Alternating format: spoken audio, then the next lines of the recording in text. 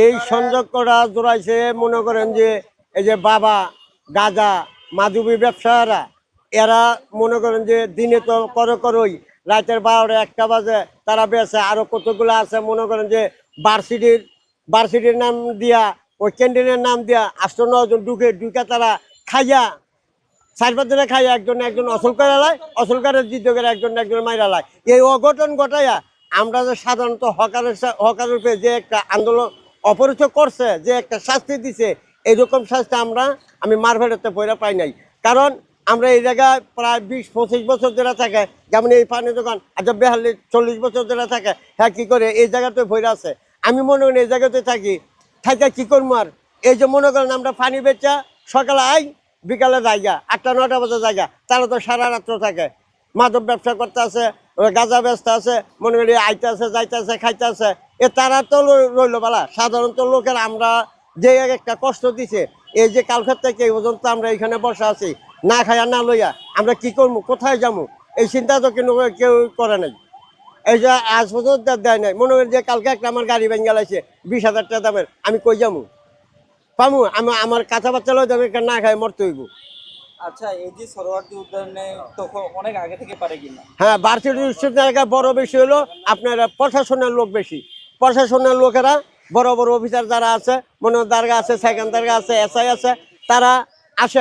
পাড়াইলে ও তারা আগে ফোন করে দেয় হ্যালো আমরা আইতে আছি তো হ্যাঁ বাগ্যতা হয় বুঝেননি বাগ্যতা ওই তাগর মুট করে দিয়ে দেয় সাধারণত পাবলিক খাইতে যায় করে ধরে নেয় কিন্তু মেন যারা তাদের নেয় না তাদের না এই মাদক ব্যবসার লগে কিছু মনে করেন যে ছাত্র কিছু বড় লোক কিছু মনে করেন যে যেমন একটা ম্যাজিস্ট্রেট লোক কথা কইতে সেইসব লোকেরা এই তাদের লগে জড়িত আছে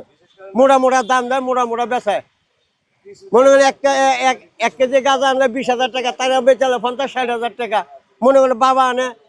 10,000 টাকা তারা 60-70,000 টাকা বেচালে তারা 10,000 টাকা দিল কি আর আমরা তো মনে করেন যে সারাদিন পানি বেচে পাই কয় টাকা 300-400 টাকা পাই এটা লই আমরা বউ দিলে কাঁচাবাচ্চা লয়ে চলি সংসার চালাই এটা তো আমরা এখন বন্ধ করে দিছি তাদের জন্য তো আমরা করছি তাদের এখনো বন্ধ করে এখনো মাটির ভিতরে দেখেন যাইয়া আড়ালে বাড়ালে এখনো দেখেন যাইয়া যে কি বেচা আছে এরকম ফলাফানি এরকম কচি ফলাফানি বিক্রি করতে আছে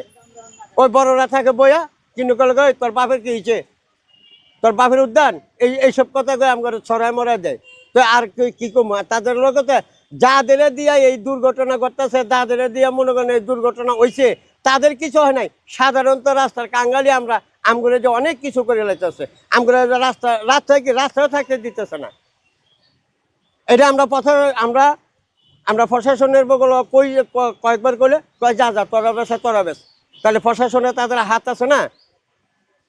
প্রশাসন তাদের হাত আছে আমরা তো মনে করি কিনু কইতে না আমরা যদি কই তাহলে মনে হয় তাকে পয়সার জোর আছে উপরের লেভেলের লোক আছে তাদের নিয়ে আমরা মারধর করে তা আমরা আর কই যাবো থাক আমরা যেমনি এমনি চলি তো এর ফলেও আমরা এই অপমান করছে এই মারধর করছে কালকে তো মনে হয় যেই বাড়ির বাইরেছি বলার বাইরে এর আগের রাতেও বাইরেছি এখন তো মনে করেন রাতে 12টা 1টা বাজে তারা চলতে আছে। ঠিক আছে।